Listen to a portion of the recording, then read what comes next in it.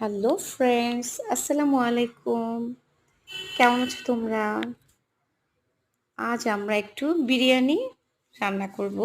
So ভাবলাম তোমাদের সাথে একটু শেয়ার করি। সো শুরুতে আমি পেঁয়াজটা তেলে ভালো মতো ভেজে নিব।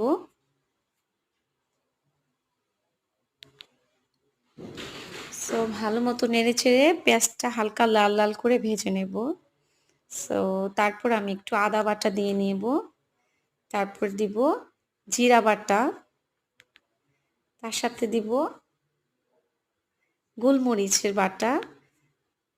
সো আমি আরেকটু পেঁয়াজ বাটাও দিয়ে নিব।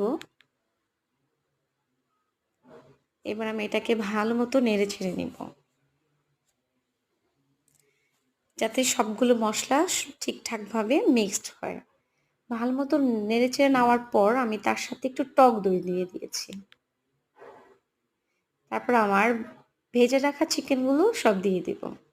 সো এটাকে ভালো মতো নেড়ে চেড়ে নিব, যাতে ভাজা চিকেনের ভিতরে মশলাগুলো ভালোভাবে ঢুকে। সো তারপর আমি একটুখানি বিরিয়ানির মশলাও দিয়ে নিয়েছি, টেস্টটা একটু বেশি হওয়ার জন্য। তোমরা চাইলে এটা নাও দিতে পারো, এটা পরেও দিতে পারো। সো আমার চিকেন রান্না কমপ্লিট। তারপর আমি বিরিয়ানির চালটাকে রাঁধার জন্য তেলটা ভালো মতো গরম করার পরে চাল ঢেলে দিয়েছি। আমি তেল ব্যবহার করেছি, তোমরা চাইলে ওখানে ঘিও দিতে পারো। ভালো মতো এটা চালটাকে নেড়ে চেড়ে নিয়েছি। সো আমার বিরিয়ানির জন্য রান্না করা চিকেনটা দিয়ে নিব। এবার ভালো মতো নেড়েচেড়ে মিক্সড করে নিচ্ছি, যাতে চালের সাথে চিকেনটা ভালো মতো মিক্সড হয়ে যায়।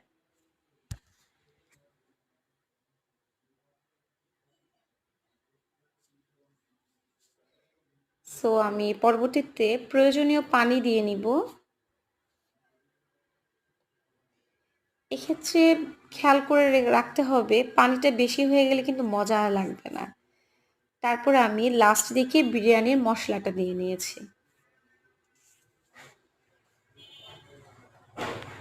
সো ভালো মতো মিক্সড করে নিব।